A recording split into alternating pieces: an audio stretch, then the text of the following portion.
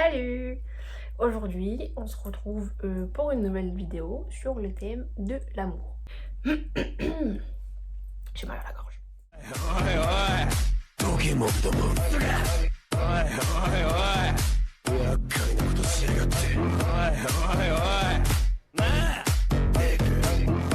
C'est l'amour, c'est large, c'est vaste et de toute façon, il en faut pour tout le monde. Donc, je tiens à préciser d'abord que peu importe que tu sois un homme ou une femme et que tu aimes les hommes ou les femmes, on s'en fout. Tant que toi t'es bien dans ta peau, tant que toi t'es heureux, c'est le principal. Moi j'aime tout le monde, donc je m'en fous. Ok. Ensuite, que tu sois un garçon ou une fille, tu peux regarder cette vidéo et après, si tu as envie d'aller acheter des shoujo ou des romans d'amour, tu peux y aller aussi. Personne ne va rien dire, on s'en fout, ok? Voilà, c'était la petite mise au point que j'avais très envie de faire et ça me semblait important de le spécifier parce qu'on s'en fout que tu sois une fille ou un garçon, on s'en fout de qui tu aimes, on s'en fout de ce que tu lis en fait, genre juste tant que toi t'es heureux et que tu te sens bien dans ta vie, en fait j'ai envie de te dire que mec, meuf, c'est le principal, n'importe qui que tu sois, genre fais, sois juste heureux dans ta vie. Bien, ensuite, après ça, je voulais vous remercier d'avoir regardé ma précédente vidéo, de vous être abonné à ma chaîne et pour les retours que j'ai eu. C'était super sympa. Ça m'a fait trop plaisir en vrai de vrai, j'étais super émue et tout. Et du coup j'espère que cette vidéo aussi elle vous plaira. Après le thème il est un petit peu particulier mais moi j'adore l'amour. Donc en vrai qu'est-ce qu'on s'en fout? Ouais on s'en fout, on s'en fiche. Ok. Après du coup cette petite mise au point, on peut passer et rentrer dans le vif du sujet. Alors, concernant les livres que je vais vous présenter aujourd'hui, j'ai décidé du coup de vous présenter 2 mangas et 2 romans. Dans les mangas d'amour, basés sur l'amour, on les appelle les shoujo ou les josei. Je m'explique et on commencera du coup par ce type de livre. Les shoujo, c'est ça. Par exemple, celui-là, c'est Romantic Love Story de Kao Miyasaka. Et le Trokiki, c'est mon premier shoujo. Et en fait, par shoujo, c'est toutes les histoires d'amour qui se déroulent au lycée ou au collège. Mais en tout cas, c'est toutes les histoires d'amour, c'est les premières fois en fait. C'est la première fois où l'héroïne tombe amoureuse d'un garçon, la première fois qu'elle embrasse un garçon, ses premiers dates, ses premières fois en tout en fait. Et moi j'aime trop ça, je trouve ça trop adorable, trop kiki. Et je veux dire, on a tous ces premières fois, enfin, voilà, on est tous passés par là d'une façon différente, peut-être un petit peu gênante, un petit peu honteuse et moi j'adore. Bref, du coup voilà. Et les josei, que je vais illustrer avec Sensuel Dilemme de Akimi Hata, c'est les histoires d'amour mais qui se passent dans la vie adulte. Donc ça veut dire que les personnages principaux, ils ont déjà été amoureux, ils ont déjà eu leur premier rendez-vous, leur premier baiser, ils ont déjà tout fait en fait. C'est juste que là, ça se passe quand t'es dans le monde du travail, quand t'es plus adulte, quand t'as plus de recul sur l'amour, sur les relations, sur ce que ça peut t'apporter. T'as peut-être déjà eu des relations douloureuses, donc tu vis tout d'un point de vue différent. Ça, c'est sympa. Alors, parce que, vas-y, flemme. Et du coup, voilà. Et moi, j'adore l'amour niais, mais genre vraiment très niais. Et j'ai pas honte de te dire. C'est limite de voir les premières fois de quelqu'un d'autre en fait sous un point de vue différent parce qu'on a tous chacun eu nos premières fois et on n'a peut-être pas envie de les raconter ou elles sont peut-être très honteuses et avec Romantic Love Story.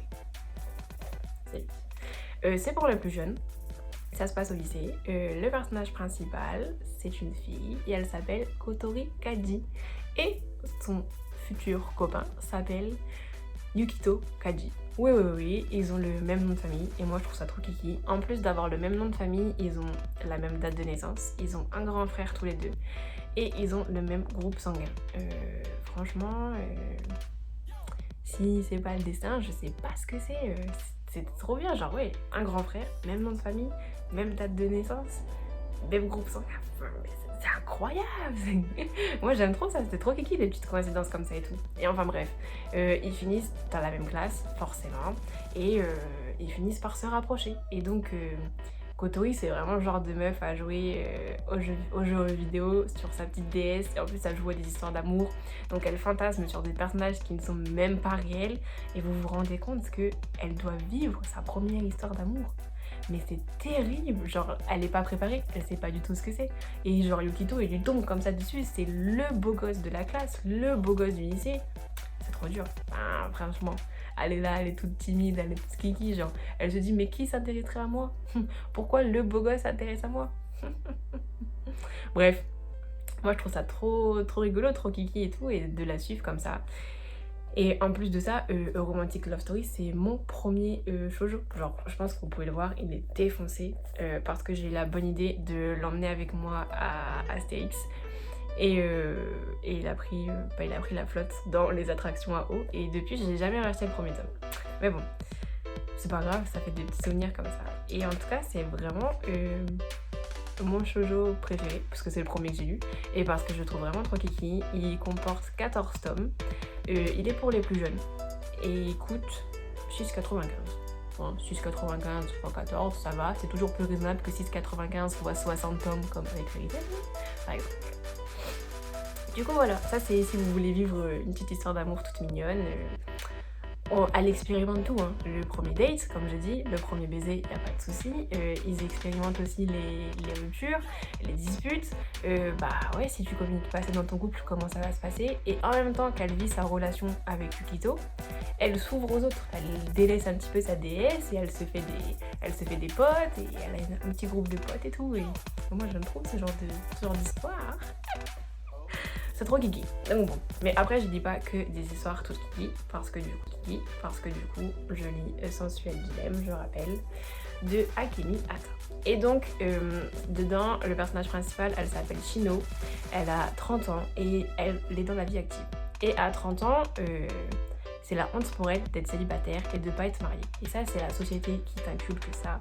Et c'est faux. Si à 30 ans, t'as pas envie d'être mariée, si à 30 ans, t'as envie d'être célibataire et de vivre ta vie comme si t'en avais 20, vas-y fonce. Personne va rien te dire et personne n'a quelque chose à te dire en fait. Ça, c'est fait. Et voilà. Sauf que Shino, elle a personne pour lui dire ça en fait. Parce que ses parents, bah, pour eux, c'est un petit peu la honte que leur fille, elle n'ait pas de mari, elle n'ait pas de perspective de mariage en vue et tout, et c'est super honteux, donc ça parle de mariage arrangé, et puis elle est là en mode oui, bah, de toute façon, moi, tout ce que je veux, c'est me marier, et patati patata. Et puis, bah, à côté, il y a le petit jeune, là, je sais même plus comment il s'appelle. Mayuki. Il y a le petit jeune Mayuki, qui travaille dans la même boîte qu'elle, mais juste en tant que décorateur, lui. Il a 21 ans et Mayuki il est tombé amoureux d'elle en la regardant de loin parce que voilà, elle lui a toujours tapé dans l'œil. Voilà, et il est tombé amoureux de la femme déterminée qu'elle est, genre qui montre qu'elle en a rien à faire du regard des autres, mais c'est faux, hein, et qui est super déterminée, genre motivée dans son travail, qui fait les choses bien et tout, et lui il est tombé amoureux d'elle. Et tout ce qu'il demande c'est une chance en fait. Et elle lui laisse la chance. Sauf que bah elle est là, elle est perdue entre le fait que ouais elle vit un truc super intense avec Mayuki, c'est trop bien, genre elle se sent bien et tout. Et à côté, il a 21 ans, ils ont 9 ans de différence et elle vise le mariage pour faire plaisir à sa famille. Et voilà, elle veut pas l'enfermer dans une relation comme ça, elle veut qu'il vive sa jeunesse et tout. Et c'est trop dur et ça fait mal au cœur parce que bah, tu ressens leur attachement à tous les deux et t'as l'impression que le temps de Mayuki dans cette relation il est compté, qu'à tout moment elle le laisse tomber pour se barrer avec un mec de son âge, un mec de 30 ans et se marier avec. Non, faut pas faire ça madame. et moi j'adore. Bon, celui-là comme c'est dit c'est un José du coup, c'est pour les personnes un petit peu plus matures, donc je dirais que si t'as 15-16 ans tu peux le lire. Normalement, t'es assez grand, je dirais. Allez, on va dire, on va partir sur vraiment du 16 ans. 16 ans, tu peux lire. Parce qu'il y a des scènes un peu plus olé que là-dedans, tu vois. Là-dedans, ils font que s'embrasser, se faire des câlins. Là, voilà, c'est le monde des adultes. Ça passe à la vitesse supérieure, forcément. Donc, ça, c'est pour le plus vieux. Ça, c'est pour le plus jeune. Celui-là, il coûte 7,20 € et il y a 4 tomes qui sont sortis. J'attends le 5e avec beaucoup d'impatience. Maintenant que je vous ai présenté le petit shoujo et le petit José, on passe aux romans. Alors, pour les romans, j'en ai sélectionné 2 aussi. Dedans, il y a mon roman d'amour préféré. Et et après il y a le roman que j'ai acheté samedi. Donc je commence par le roman que j'ai acheté samedi. Ça s'appelle À la vie, à l'amour et c'est de Justin et Reynolds. Alors, j'adore la couverture parce qu'elle est jaune et verte, je sais pas, il y a trop un truc qui m'attire dedans, le fait que ça soit en pyramide, la quatrième de couverture aussi, elle est trop belle. Et voilà, j'ai vraiment été attirée par ça. Et après, j'ai été attirée par le résumé qui explique en quelques lignes que voilà, c'est deux adolescents qui tombent amoureux. Sauf que le garçon se retrouve coincé dans une boucle temporelle et qui revit les moments les plus importants de sa vie. Voilà, basta. Ça m'a attirée. Et du coup, j'essaye de... Je l'ai pas lu en entier parce qu'après, sinon, je vais me retrouver comme ça, un petit peu perdue dans ma vie en me disant mais je ne retrouverai jamais de livre aussi bien, machin. C'est des conneries, c'est juste que si je lis trop vite, voilà, genre je vais être perdue en fait et j'ai pas envie. Donc je me cantonne à 50 pages par jour. Du coup là j'ai lu un petit peu plus de 100 pages. Et c'est trop kiki. L'histoire elle est toute douce, l'auteur écrit si bien et j'adore. Parce que en fait, le personnage principal, il s'appelle Jack King. Et Jack King, il est amoureux de sa meilleure amie, qui s'appelle Gillian. Sauf que sa meilleure amie, elle sort avec le troisième meilleur pote du groupe, en fait. Et c'est terrible parce que personne n'était au courant que lui, il était amoureux d'elle. Même le meilleur ami n'était pas au courant. Et du coup, c'est pour ça, en fait, qu'il ne se sent même pas coupable de sortir avec elle. Parce que Jack, il lui avait pas dit de toute façon. Mais bref, dans les 100 pages que j'ai lues, du coup, on découvre Jack qui va à une petite soirée et Jack rencontre Kate. Kate qui apparaît comme un ange tombé du ciel, comme une porte de secours, parce que ça fait quand même 3-4 ans qu'il est amoureux de Gillian. Le mec souffre quand même. Et Kate, elle est là, elle lui apporte une bouffée d'air frais, voilà, elle lui fait comprendre qu'il y a d'autres filles incroyables sur Terre et tout, et que voilà, il est pas obligé d'être seulement amoureux de Gillian, il peut passer à autre chose, il peut se déclarer, il a rien à perdre de toute façon, et ça le libère, et lui il peut passer à autre chose tranquille après. Et nous on est là, on lit, et on se dit, ok, mais la boucle temporelle, elle arrive quand? Et est-ce que, avant d'être coincé dans la boucle temporelle, est-ce que Jack il a réussi à faire un choix entre Gillian ou Kate? Et je suis perdue, je suis aussi perdue que Jack en fait, genre je suis là en mode... Voilà, l'histoire elle est trop bien écrite, genre ça coule tout seul et t'es emporté dans le truc tout seul aussi. Et j'aime trop, et vraiment c'est pour ça que j'essaie de me restreindre au niveau de la lecture, sinon je vais le finir trop vite en fait. Et j'adore, et je sais que quand je regarde, je vois que j'ai lu mes 50 pages du jour, je suis là en mode peut-être 10 de plus. C'est terrible, mais vraiment elle est trop kiki, donc si vous voulez l'acheter, allez-y. Il coûte 18,90€ en grand format.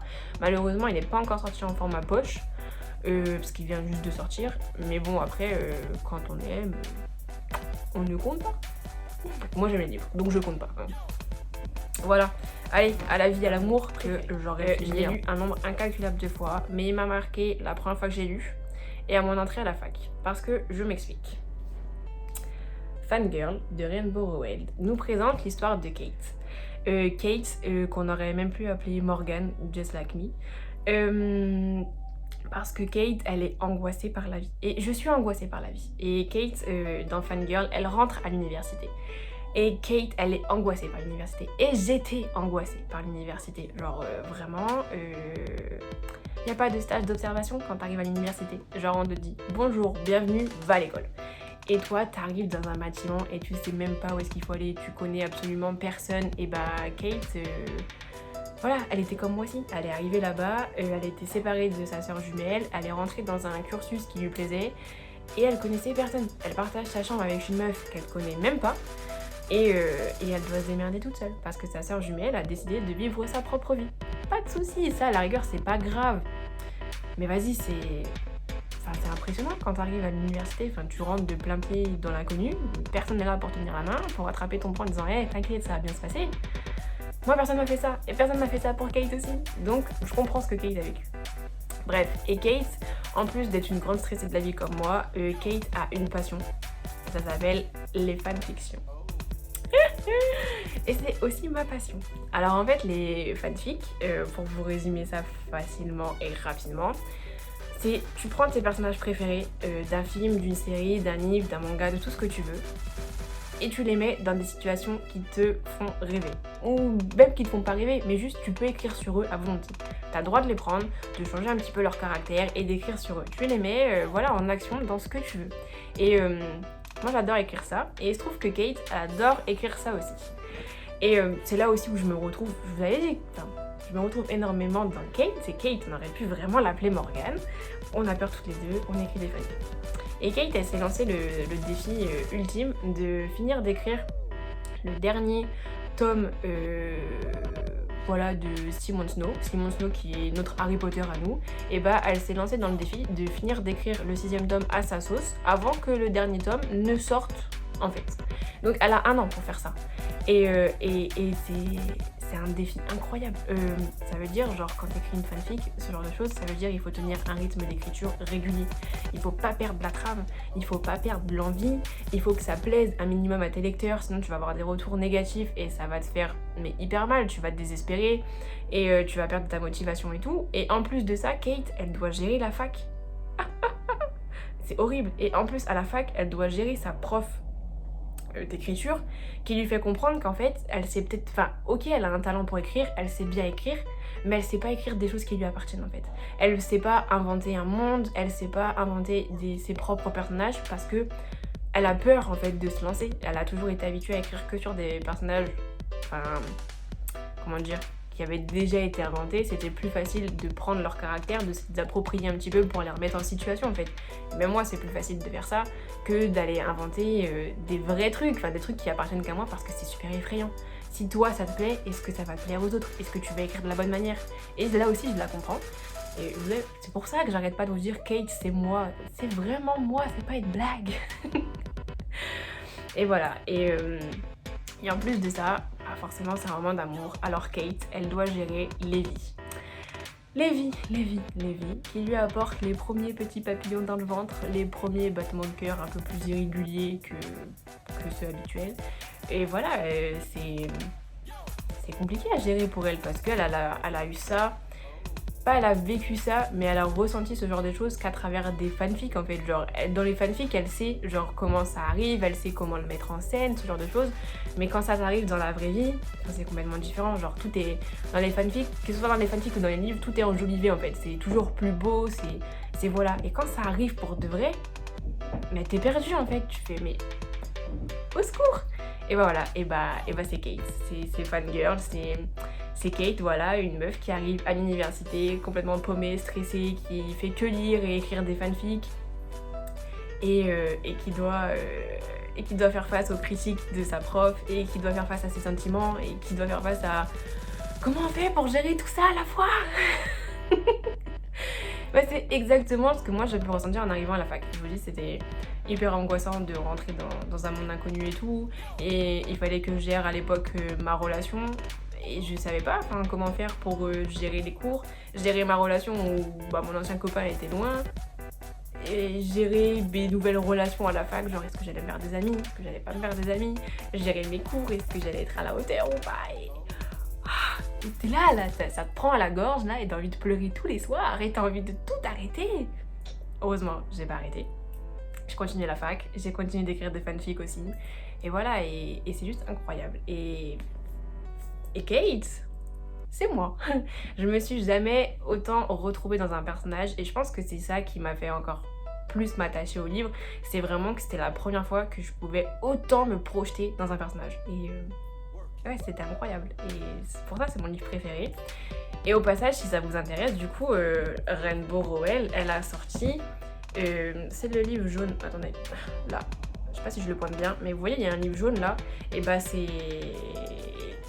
Carry On. Et en fait, ça met en scène, du coup...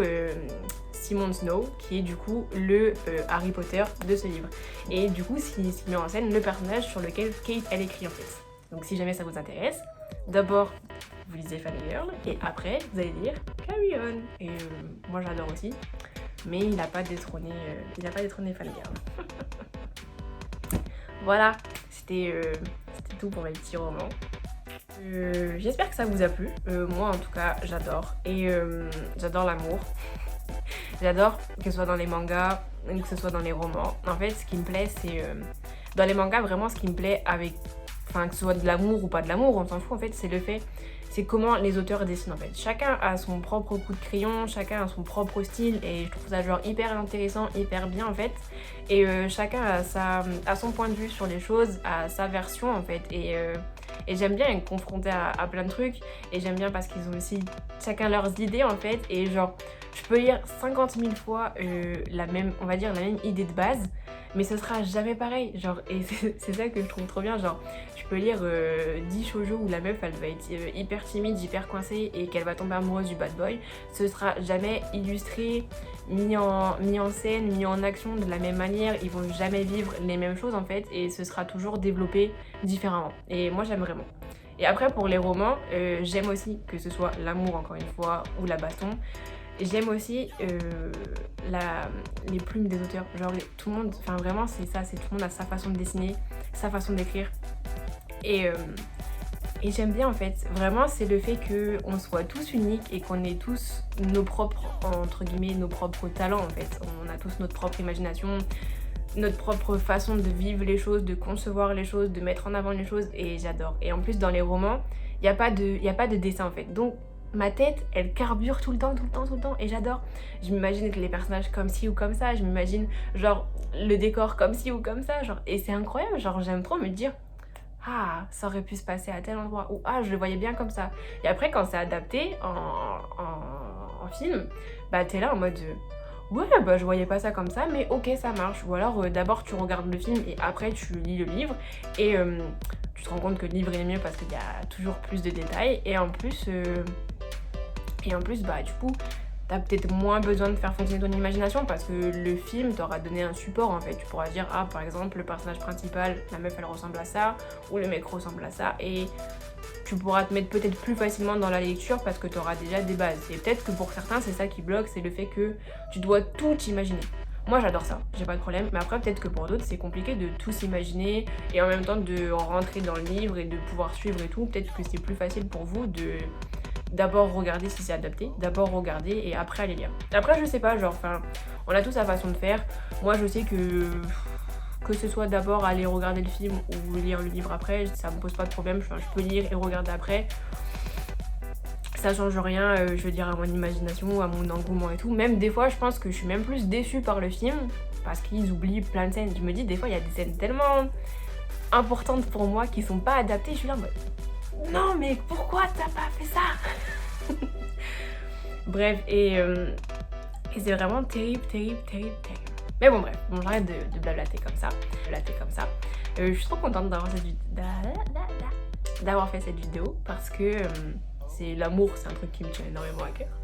Et encore une fois, je tenais à rappeler que tu aimes qui tu veux, où tu veux, quand tu veux, on s'en fout. T'es même pas obligé d'aimer en vrai de vrai. Tu fais ce que tu veux, tant que toi t'es bien dans ta peau, t'es bien dans ta vie, je te le rappelle, tu fais ce que tu veux, juste s'il te plaît, sois heureux, c'est tout ce que je te demande. Et voilà, genre, vis comme t'as envie, genre fais-toi plaisir. Enfin bref, j'arrête. Si jamais tu veux écrire des fanfics, fonce, prends les personnages, fais-toi plaisir, vis ta vie. Si tu veux prendre les personnages et les redessiner dans d'autres contextes, t'as le droit de le faire aussi, on s'en fout, tu fais ce que tu veux. Et si tu veux venir t'abonner à ma chaîne YouTube et à mon Instagram, tu peux venir le faire aussi. Et si tu veux glisser dans mes DM pour qu'on discute de livres, ma porte t'est grande ouverte, il n'y a pas de souci, ça me ferait énormément plaisir. En tout cas, je vous remercie du coup d'être resté jusqu'à la fin. Prenez soin de vous et on se revoit bientôt. Salut, à la prochaine!